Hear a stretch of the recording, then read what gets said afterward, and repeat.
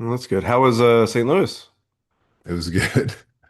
Yeah, it was good. So I don't know what the fuck was wrong with me last week. Just for the record, I was still even yesterday was very much getting the sweats and the head stuff.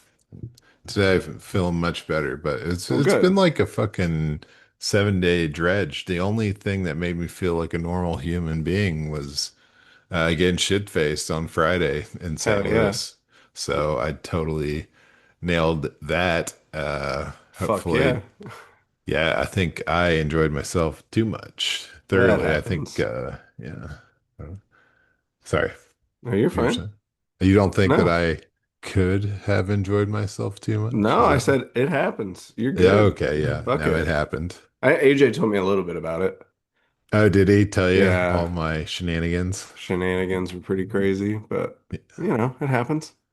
Yeah, don't put a cigarette behind your ear unless you want to hang out with me. Yeah, yeah, he told me about that. That's just some classic Daniel Whitmore shit right there, man. I took a lease out on your heart. I took a lease out on your heart. Can I at least have fun? Can I at least have fun? Can I at least have fun? Welcome back, everybody. We are Rough Draft Users. You are the audience, and together we're on our quest for Dynasty Domination. How's it going over there, Daniel?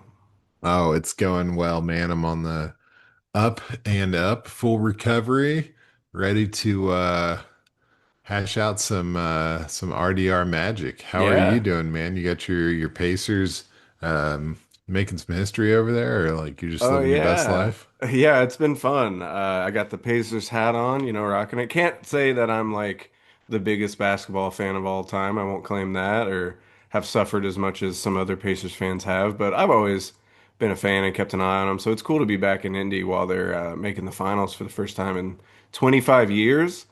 Pretty Wow. crazy. Never won either, so that'd be even crazier if they could pull that off. But it's just fun. I love sports. I love getting into it. So it's fun when your team's good. So that's been a lot of fun. If you were with us last week, you're a liar because Yeah. you weren't. And obviously you had a trip to St. Louis and we're feeling a little under the weather.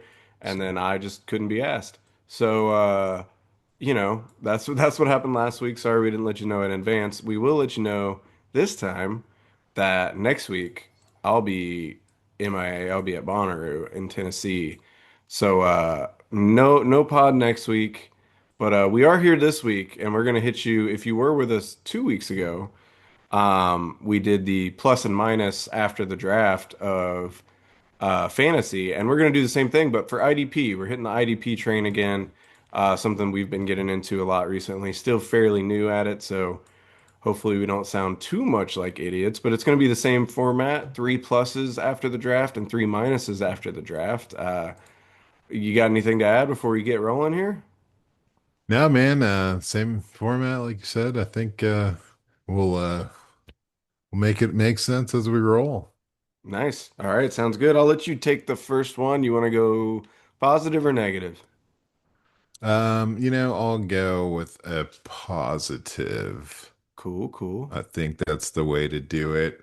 I'm starting out my first plus. I'm going with Montez Sweat. Mm, mm, Obviously playing for the Chicago Bears, a little bit of the defensive end, and he is turning 29 early in the NFL season.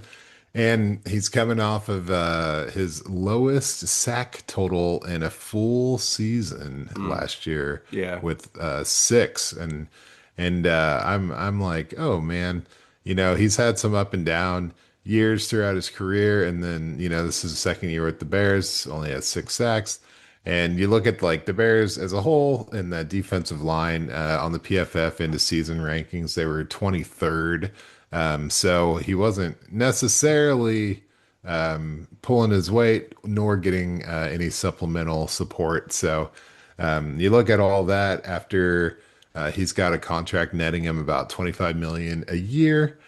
with some very low dead cap numbers after this year. Hmm. And you think, hey, they're probably going to do something to maybe future proof the defensive line in the draft. And that's not really the way they went as far as challenging the defensive end position. They did spend a second round pick on a defensive tackle. So, yeah, that's pretty helpful for him, Hmm. actually. And then they got a middle linebacker in the fourth round, but no direct interference with his role. But like I said, they had the 23rd defensive line last year. So it makes sense that they would add a tackle. They also added Grady Jarrett, and then Hmm. also they did add some defensive end help opposite him with Dio Odenigbo getting added in. So the new additions don't really put pressure on him, his ability to rotate in and out of the offense. It more, or the defense, it more gives him the ability to have the offense not focus in on him as the alpha of the defense. And I think that will allow him to get back to what he was up to in previous years. Last year in 2024, his snap percentage was down. It was around 58%, whereas in 2023, it was closer to 70 percent of the defensive snaps, and he had 13 sacks with that increased snap rate. So I think that we're looking more for something like that. That year he finished as the D line rank number 12 in our the D League, and he was the Hmm. IDP player 39. So for me, really, it's just like a lot of these guys on the plus and the minus, we're looking at competition from draft or free agency or just general situation being up or down. And for Sweat, it's like no threat to his workload, stronger supporting cast. He's done pretty high level statistical production in the past, and I think that getting Dennis Allen as the new defensive coordinator for the Bears is just going to put him in really, I think, an elite defensive line category. So I just look at this offseason and the lack of direct threat to him in the draft as a plus. The Bears had plenty of draft capital. We all know where it ended up, almost luxury style, hat on a hat picks on the offensive side of the ball. So, yeah, he seemed to not be much of a concern for this team right now. Yeah, I mean, you're not wrong. They definitely went offensive heavy there. I mean, they had three second round picks, and two of them went to the offense. One, like you said, went to the defense and the defensive tackle. And then, yeah, bringing in Odengbo and Grady Jarrett is good on paper. These Jarrett's a bit older, got cut by the Falcons, so that should improve. I do think it's Matt Eberflus leaving. As much as maybe he wasn't a head coach, he always had that defense ready. But they did Right. bring in Dennis Allen to be their defensive coordinator, so that shouldn't be that much of a drop off. So I'm with you. I'm always worried about these D-line players in IDP leagues. They just seem to not get a bit just up and down unless you have like a superstar. Which I mean, Sweat arguably could be, but I'm with you. Obviously, they could have addressed something in the draft, and they really didn't go after it at all. So at least for one more, maybe two more years, while they get some replacement talent in there at some point, he's going to be the guy. And I mean, yeah, they just traded for him and paid him recently, so Yeah, hopefully, I mean, if the offense gets up and going the way they are projecting it, there should be an opportunity, for this defense to really be well rested and putting some heat on some passing games rather than getting ground out in the run game. yeah, for sure. Well, I'll stick it in the NFC North, and as much as I try not to be a homer, I'm going to talk about the Packers here for a second. I'm gonna go Evan Williams. Maybe a Ooh. name that a lot of people have not heard. Was the Packers' fourth round pick a year ago, but he ended up taking the starting free safety spot away from a guy we liked a lot in Javon Bullard, who was a second round pick. Bullard's really mostly used in the slot and now seems to be more of a rotational kind of depth piece. And Evan Williams only played in 13 games last season, but he started or only played in 13, only started six of them, but he ended up with 49 combined tackles, 31 of those solos, and a tackle for a loss. He was the complete talk of the town in Green Bay. Everyone just loved him. He was all over the field, it seemed like. And then you look at the draft, and they didn't bring anybody in the safety spots, which makes sense. He's going to be playing next to Xavier McKinney, who's arguably the best player on our defense. They did bring in Nate Hobbs to shore up the rest of the QB room, who is going to be playing a lot of slot and nickel. And then the potential now, and looks more likely that Jair Alexander's staying. So I just think with this cleaned up secondary and attention in other places, and the Jeff Hafley system, which is attacking and really aggressive, I think Evan Williams is going to make a name for himself in the DB room, as far as IDP fantasy goes. And this is kind of where I started to lean for these positive guys. I want for guys that like aren't owned in a ton of leagues. And Evan Williams is only owned in 17% of IDP leagues on Sleeper. So he's a guy you can probably get off the waiver.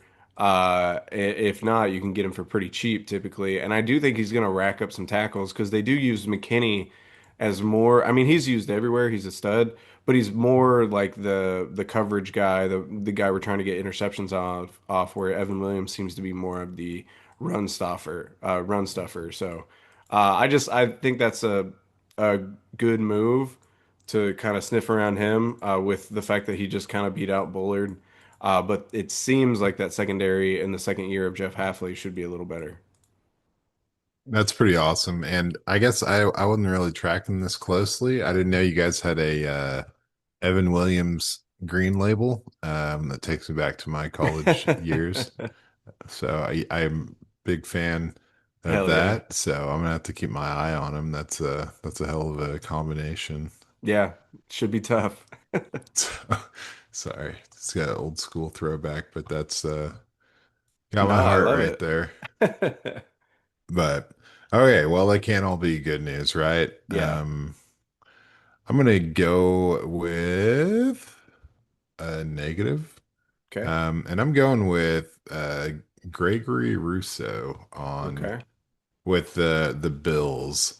And I don't know, it was kind of tough exercise for me. I spent a lot of time with these rosters, and this one just kind of jumped out at me for a number of reasons. And it feels almost silly, but it's kind of the opposite of what we are just talking about with Sweat. So um, there's a lot that's happening. There's a third round pick coming in, on the depth chart with them. They've got acquisitions, including, the edge rusher off of the Rams, and then Joey Bosa is joining the crowd here. So we Mhm. got two acquisitions at the position and a draft pick. And then AJ Epinesa, who was, kind of the leader last year on this front, is still in the mix. So it's really a four, five, six-headed edge rusher collective for the Bills. So it just kind of has me a little worried about the snap percentages for Russo. Mhm. Um, they added in Landon Jackson in the third round, and I looked into him a little bit, and he's 6'7", 280 pounds, Damn. and he's got like a feisty skill set for being that large. So if he can get traction, I mean, that's even just a bigger threat. Mhm. So while Russo had picked up 8 sacks last year for the second time in his career with three forced fumbles and was a top 15 D line in the IDP world, I just can't really see him sustaining that. Mhm. He's in his going into his fifth year, and he had 3 years where he was locked out of the top 40 in the DL category, and he had like 140-point range there the Mhm. whole time. So I just, for me, I need him to take a leap, and he's a guy that's rostered in 73% of IDP leagues. So that's kind of a high number for someone who's hasn't really popped off consistently and is kind of drowning in competition. It feels like we know what the Bills are trying to do here. They've always kind of made bigger splashes on the defensive side of the ball, trying to just like get some big playmakers, get a nice fresh rotation going. And I don't think it really lends itself to having a superstar you can rely on in the IDP world. So I think I'm giving up. I'm taking a minus on how this offseason is adding up for Gregory Russo. I think that's smart. It does seem like they want to have more of a rotation there. I mean, yeah, they brought in Michael Hoyt and Larry Ogunjobi, like you Yep. said, to kind of rotate, and then yeah, two premium-ish picks on the defensive line as well, in a third rounder and a fourth rounder. So it does Yeah, seem like they're trying to have more of a rotational pass rush, which lends to what you're saying, where it's not going to be one guy really getting it. Now, Joey Bosa already is playing hurt or isn't sure. playing, and that seems to not be great. He seems to always be hurt. But other than that, I mean, they spent most of their picks, at least all the premium ones, on defensive players, so they're looking to shore that up. And then they even spent a second round pick on Yep. a defensive tackle. So, yeah, I mean, it's signs aren't great for Russo, which is a guy I did like. But Yeah. I just, it seems so far that these, unless you get superstars, obviously, but these defensive players, these IDP guys, they are in and out a little quicker than some of the offensive standouts, I think.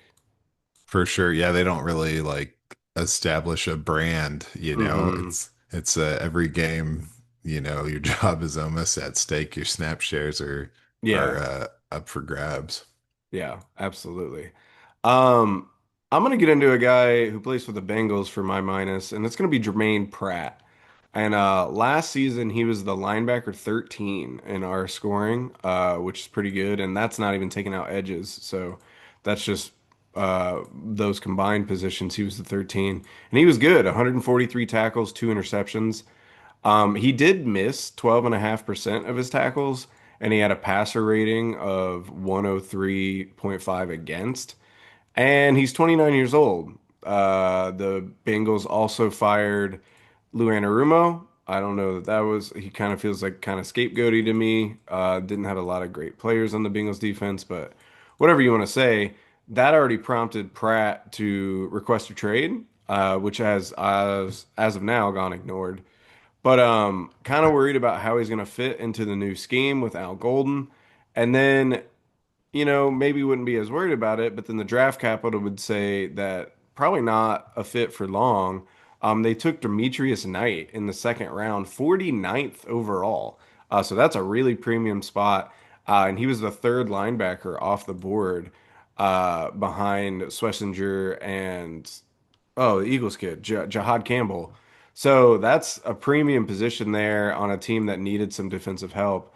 And I just think maybe not by the end of this year, but going forward, that's definitely got to be a minus on Pratt if he even stays on the Bengals.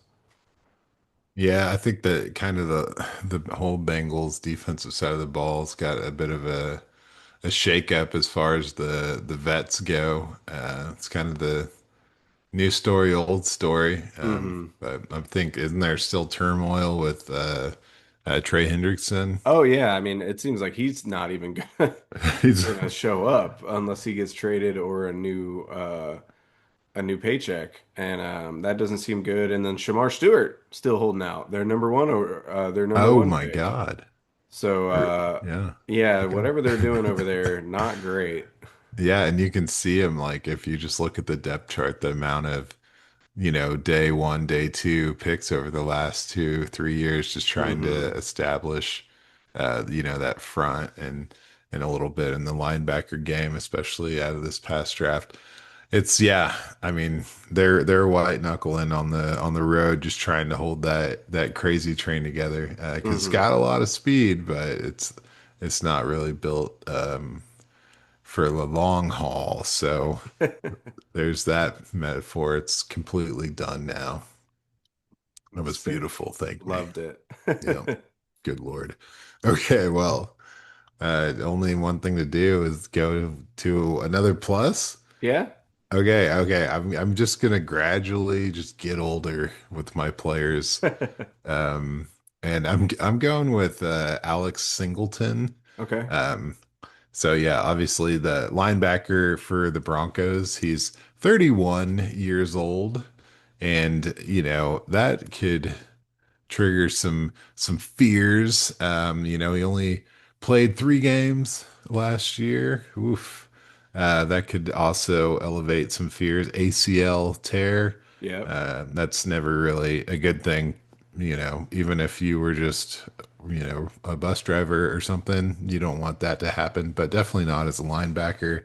But you got to look at what he was doing before that. 4 out of the past 5 years, excluding last year, um, was over 200 IDP points, peaking up at 275 in 2023. He was the number 12 overall IDP player. And then the 3 games he did play last year, he was averaging 10 tackles per game. So it Pretty was good. just everything you wanted it to be. He even had an interception in there.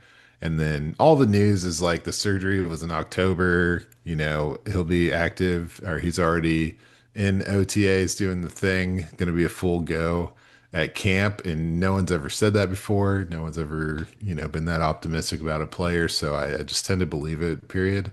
Um, but I got to tell you, I think he does come back, and I don't think that the Broncos have behaved in a way that make them too concerned about his Hmm. return, Yeah. because they didn't do anything. I mean, there's a couple things to consider, right? Nick Benito definitely is doing great stuff for them, but that's on the outside. So then they bring in Dre Greenlaw, in the up in the middle, and I think that he has the ability to almost take the lead, but I don't think he's ever played at the level Alex Singleton is capable of playing. So I want to see. A little bit of love going to Singleton. I think he's got several good years left. Statistically, his fill-in last year was Cody Barton, and he's out of the picture with the Titans now. So Hmm. you think if there was too much concern, they would have maybe retained him. But I just don't see any real draft capital. There's a fourth rounder, really nothing coming in free agency wise or draft wise to threaten Singleton's role. So I got to give him the plus, and then the fourth round linebacker they got out of Alabama has a sum total of 54 college tackles in 43 games.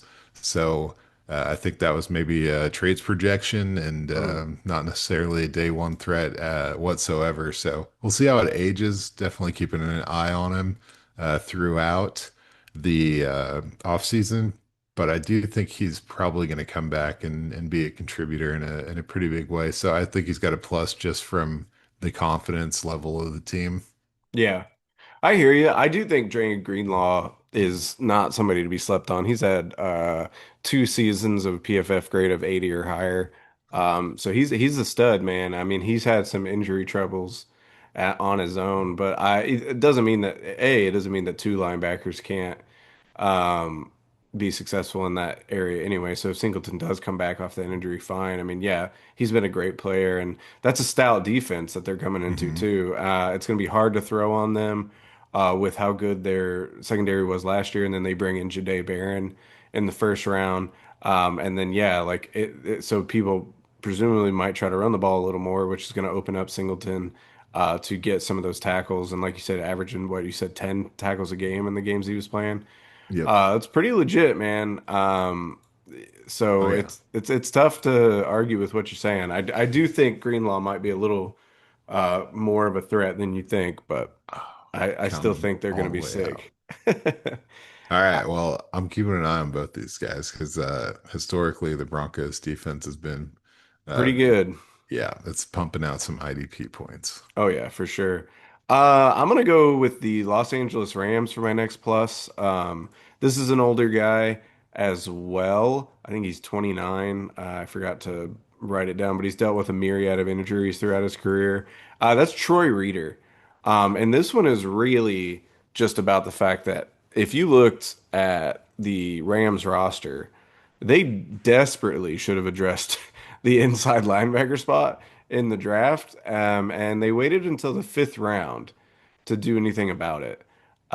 Which doesn't really, I mean, they did take a third round outside linebacker, but nothing really on the inside until the fifth round. So that's not concerning, but when you look at a guy like Troy Reader, he only played 6 games last season, so he went down with another injury, but he had 46 tackles in those 6 games, so not quite averaging 10 a game, but Uh, he's on a team that has a great front seven, with, especially with the Rams bringing in Poona Ford.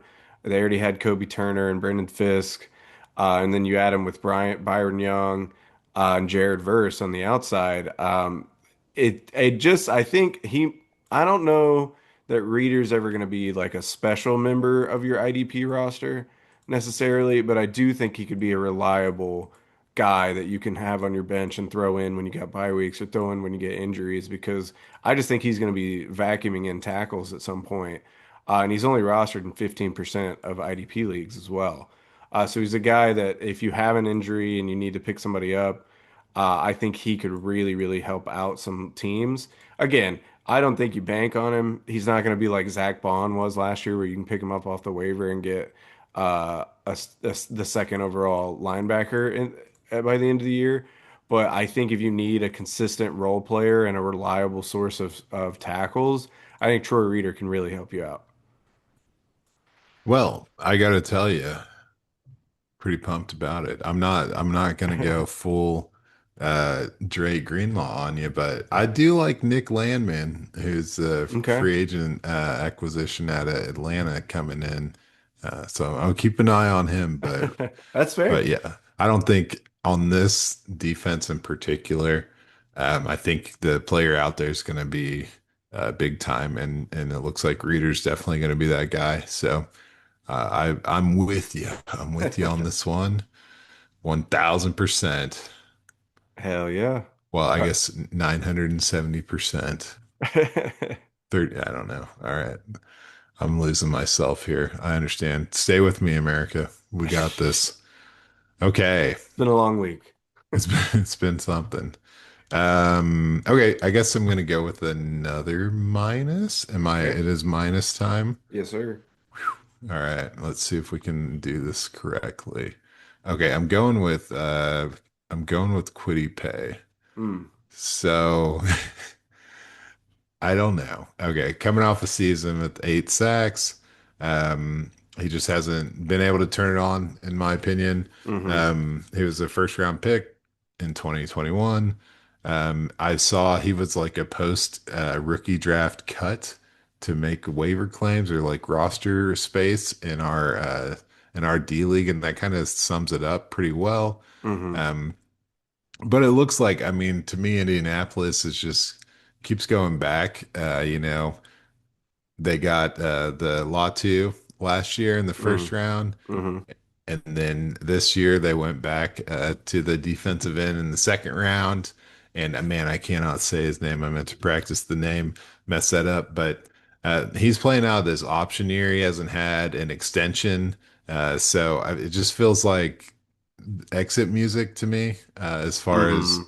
Quiddy Pay goes. So when you give the first round capital and the player doesn't hit, it kind of just like you just kind of let him play until it's over, and he'll just have to rebrand himself next year. But the confidence for me for them to go second rounder to back him up on the depth chart, and we all know that Latu's going to develop and have a much better second year. It kind of just feels like, yeah, his best hope is to be a rotational piece, which I don't think we're really getting too pumped about. So I got a minus pretty hard, a player that I think that we were all a little more excited about that never really hit as hot as we were hoping. Yeah, I mean, he was a first round pick on kind of an ascending Colts defense. Maybe not an ascending Colts team, but definitely an ascending defense. Yeah. And the Colts just continue to take players that I like, and it kind of drives me crazy because they even got brought in Cam Bynum, who's a guy Oh who I yeah, love. Like that's that, nice. it makes Sorry, me sad that me and Archivarius Ward too. this the Colts GM, Chris Ballard, seemed to agree a lot on players, but then they just don't work out. Makes me feel like I don't know what I'm talking about. Taking Tyler Warren as well. But again, I liked the kid they took in the second round. It's Tuimoloau, something like Tumaloa, okay. Tumaloa. Nice. JT Tumaloa. He was somebody that I was like interested in the Packers getting because we needed some pass rush as well. But then they ended up, yeah, the Colts end up grabbing him, and he's going to be kind of right behind Quiddy Pay breathing down his neck. So any slip up, just like we were saying earlier, like these guys, these defensive players don't seem to get a lot of rope. I mean, Quiddy Pay's No. still relatively young. I mean, Yep. was a first round pick 4 years ago, but seems like you're saying, the exit music's there, and I really think that Tumaloa might end up Ooh, kind of Ohio State. might end up starting over Kwity Paye by the end of the year. So I'm with you. Could see a changing of the guard there.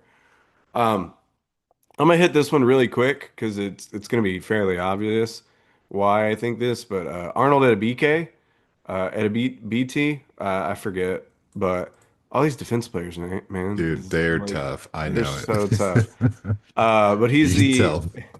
he's a edge player for the Atlanta Falcons, and I don't think he's going to be that for too much longer, though. To be honest with you, he's only 26, and he was a second round pick 3 years ago. And he posted career highs in 2024 with 38 tackles, Oof. 26 of them solo, and 6 sacks, which is, it's okay as a rotational guy or as like a low end starter. But the Falcons didn't bring in just one first round pick on the edge. They brought in two first round picks on the edge. So they clearly are over this production that they're getting out of their edge players. They want more pass rush, and they took Jalen Walker and James Pierce Jr. to try to fix it. To me, this all but relegates Arnold Adebayo to the bench for a majority of his remaining tenure with Atlanta. Nice. Yeah, that's a for sure. I mean, it's curtains big time. Yeah. I mean, like you're saying, he probably won't even, you know, he probably won't see first snaps Mm-mm. unless I, something goes wrong Yeah, with on our the lads, he's already behind Jalen Walker on the oh, depth chart. So, beautiful. so I'm not breaking any ground here. Obviously, this isn't. But most people But already it's a saw big this minus. coming. But it is, yeah, it's a huge minus in terms of the draft. Nice. Well, I tried to set you up with the Colts, but you couldn't go a plus after my minus. So I should have resequenced. I saw the alley-oop set up there, I but was couldn't. I missed it. that now I just I'm over here playing checkers, but that's all right, man. I'm going for the gold here Mm, at the last plus. And by the gold, I mean we've got a golden years guy out here in his mm, age 35 season. This is ridiculous. You shouldn't be doing this. Like this guy's definitely a Hall of Famer. I'm just gonna go ahead and throw it out there. But I'm going with Levante David. mm. Like, how is this even possible? I've dissected the numbers, okay? And so he's got 13 years going, like I said, 35 here out of Nebraska. If you guys forgot, it Nebraska. was before we were even born.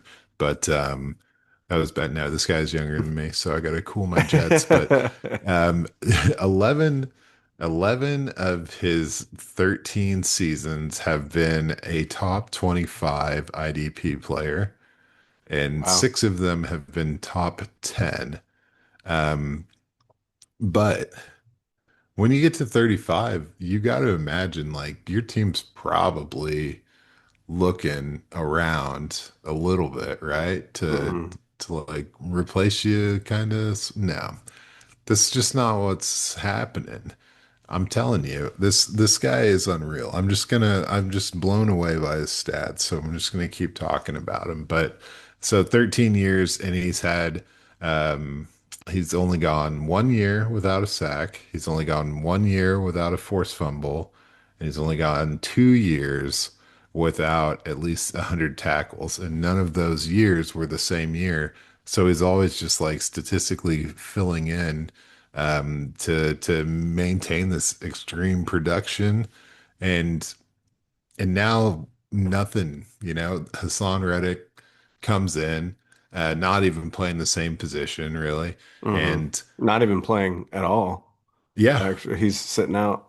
Oh no. Why does this always happen? All right, it's June. Okay. We Yeah, got well, he's the one that forced his way out of the Jets. I don't know. I don't. That seems like a weird one. Anyway, I don't mean to derail you. Go ahead. well, so you're telling me not to take him as a serious threat? Yeah, exactly what I'm saying. Or like the guy backing up Levante David, who is also over the age of 30, Yeah, no, like I wouldn't be worried about either of those guys. or the fourth round linebacker, David Walker, that came out of the FCS, played for Central Arkansas. Damn. I don't know. I don't know. He does that doesn't sound scary, but that fourth round David Walker, I am keeping an eye on him. He had You guys 37 should. sacks in Yeah. 3 years. Dude is pretty serious, and he's stacking up behind guys that are holding out and guys that are in their age 30 season. But Yeah. I just think that if you look at the depth chart, if you look at I the need to snag that one actually. Go. yeah, yeah, I know, man. There's so many. No roster is large enough for everybody, but I think that is a player to go for. But the Bucks are just screaming, "It ain't broke.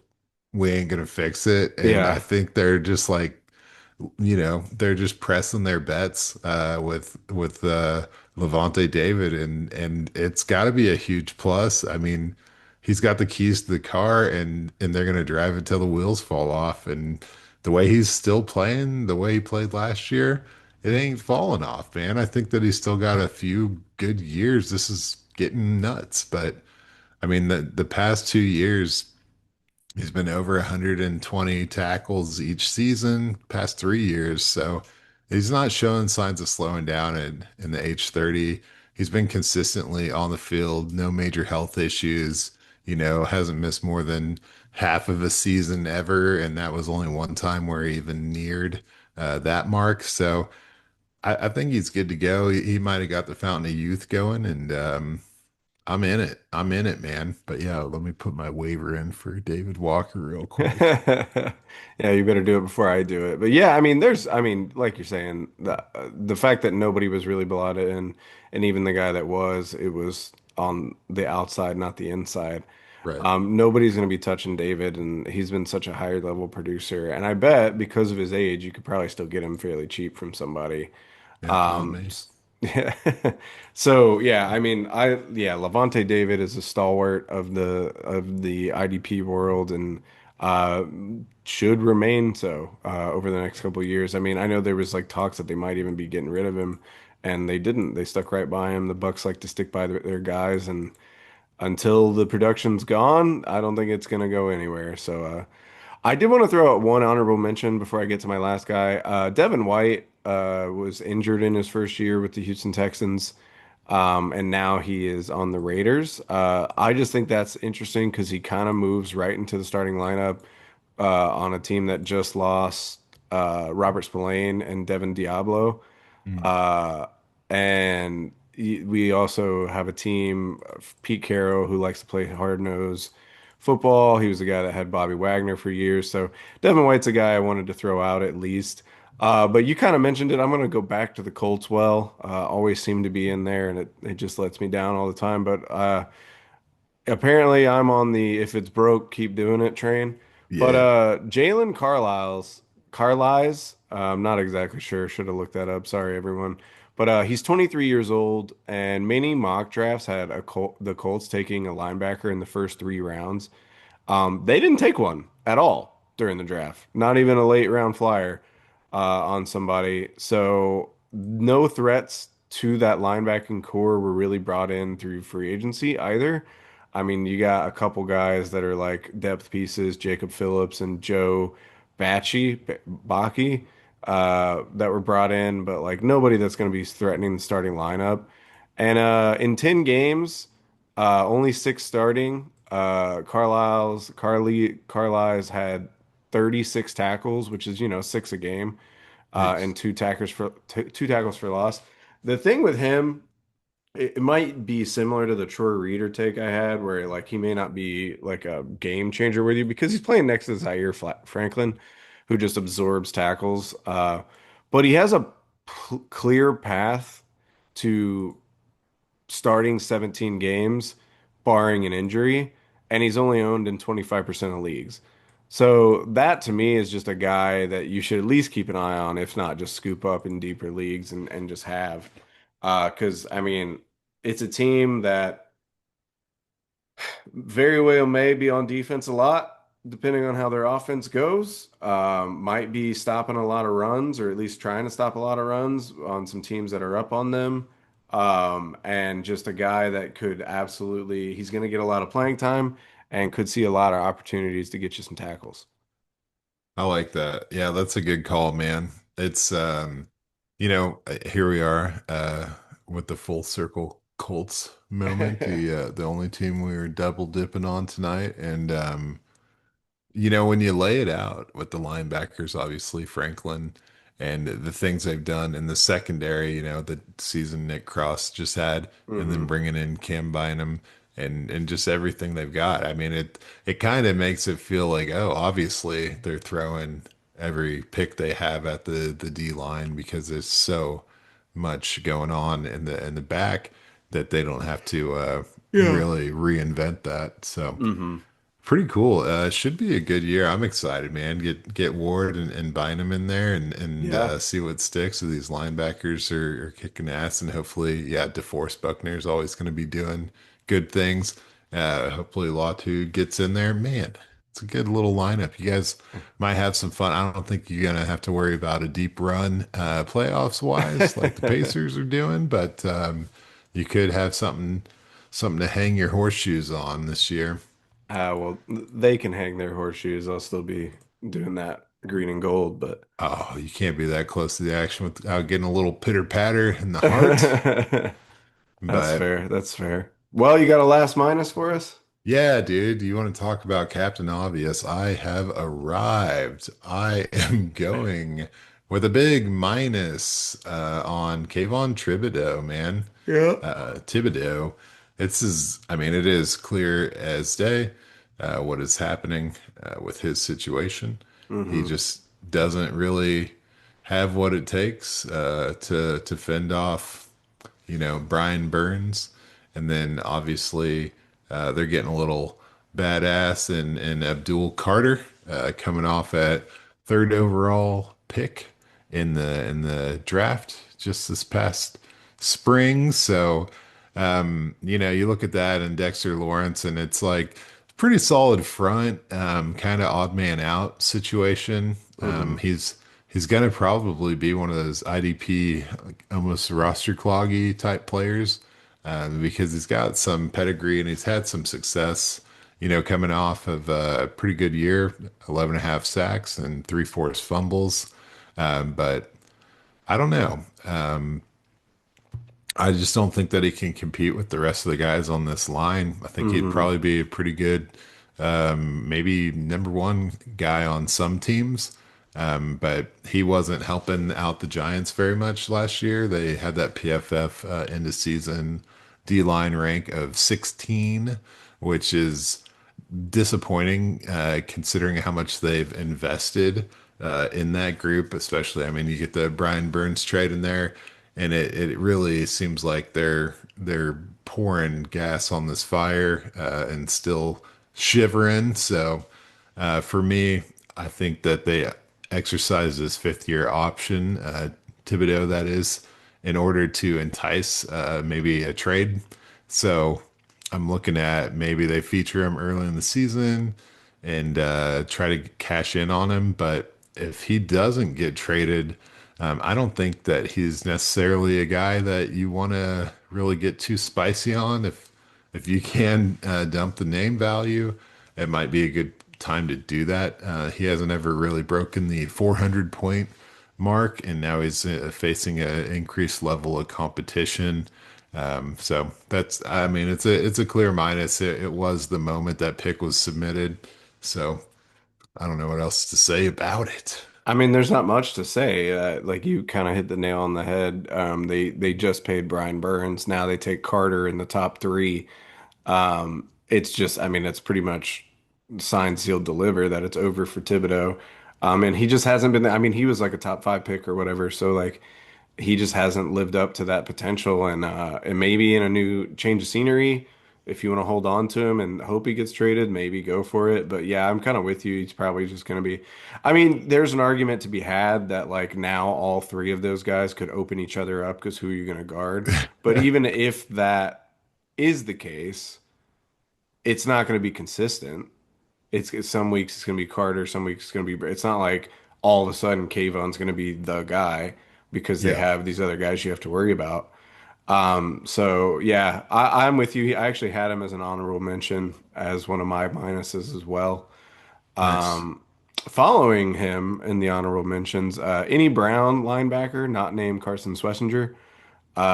Just good Lord with the JOK injury and then the age of Jordan Hicks, like that guy, he's just going to be raking in some tackle numbers. And then Adarius Washington, safety for the Ravens. They obviously brought in Malachi Starks Yeah, to eventually replace him. Kyle Hamilton solidified there, but Starks is like a good second guy that can really, really, you know, because Hamilton's like a move all over the place, use him in coverage, use him wherever. And Malachi Starks can really be the guy that like is on the cleanup crew. So I think he ends up taking that job from Washington fairly soon. And on that note, I'm going to stick in the safety house. You can go whichever one with this. I told you Kobe Bryant in the text, but you yep. can also do Julian Love Mhm. because technically on the depth chart, Nick Imanwari plays the same position as Julian Love in terms of, I think it's, oh gosh, strong safety, I think is what he's listed at. So, you know, maybe he does take Julian Love's spot. But I kind of want to make the argument that pairing Julian Love with Nick Imanwari makes more sense. I think Imanwari is an athletic freak that could you could really play at either safety position. And they have a great secondary in Seattle already. So I just think that safety tandem of Love and Imanwari, or again, if you at some point Imanwari would start over Love either way. So if you're looking at Julian Love, he was the DB7 in our scoring last year, which was great. He had 106 tackles, three picks. Bryant also had a decent year. He had 73 combined tackles, 48 solo, three interceptions, and a tackle for loss. But I mean, the Seahawks used the third pick of the second round on Imanwari, so they want to get him onto the field arguably early, and maybe they do it where they pair him with Love at first, then they move him over to Love's position after a year or two. And I mean, Imanwari is a guy that's getting compared to Cam Chancellor, which I was not playing IDP at the time, but I imagine he was one of the better uh, defensive backs to have. So just for Imanwari's size and aggressiveness and the play style he has, I'm all over this. I mean, I took him in our IDP draft, which maybe I should stop taking safeties, but I've done that 2 years in a row, and we'll see how it goes. But I really just think it spells to me, Imanwari spells doom for one of these guys this year, and maybe both of them by like year two or three. Yeah, he's gigantic to be Yeah. playing safety. That's insane, man. I'm gonna have to check out a little footage on that. Ooh, my God, a 4.38 at Yep. 6'3", 220. Yeah, dude. If that was a wide receiver, he would have been a top 10 pick. Right? That's insane. Wow. Okay. Well, here we go. Yeah, I just looking at it, I mean, you don't want to take Love off the field the way he plays, but I don't know. He almost does profile as a better guy next to Bryant. So we'll see what happens with that. But damn, man, they're gonna have to figure that out. That's a tough one. Yeah. He's gonna be out there though with Oh, for everything sure. everything I'm seeing, everything you're saying, it's a nice pickup there for you. Could be Hopefully, we'll locking down see. that DB position. But no, that's fun, man. That was a cool one. I love this episode because I feel we're throwing out so many names. Yeah. With in like in the IDP world, like all these players are fascinating. They all, have the ability. So many game changers were picked up in the off season, in the lead up, in the first couple waivers throughout the season last year. hmm And it's just so volatile on the defensive side of the ball that like checking this out, getting a wild hair, making a wild swing. I mean, this is what it's about, and it can really make a difference in the long run. Yeah, no, 100%. I mean, if you look at last year, Nick Cross, Zach Bond, Nick Benito were all Yep. three guys at each level that were waiver pickups that would have helped you potentially win an IDP league. I mean, one player, especially with roster sizes as big as ours, isn't going to make win or lose you necessarily the league, but they would definitely be worthy ads. I mean, if you added all three of them, which you could have, that would have been crazy. So this has been fun. I mean, it's a little harder to do. It's a little, there's a lot more variables. It feels like with the defensive guys, it's not as easy to just project. But that's what we're trying to do. So hopefully we're right. And then, yeah, like I said, next week we won't be, we're going to skip another week. So apologies to all, but we will be Oh back yeah. right after that and back with some more content. Don't know what we're going to be doing, but please join us. The off season gets a little boring, so hopefully we can get through it together. Yeah, man. It's a little bit of this, a little bit of that. Should be a good time. For sure. But until then, we've been Rough Draft Research. You've been the audience, and we'll see you next time. Take care. Enjoy IDP. I took a lease out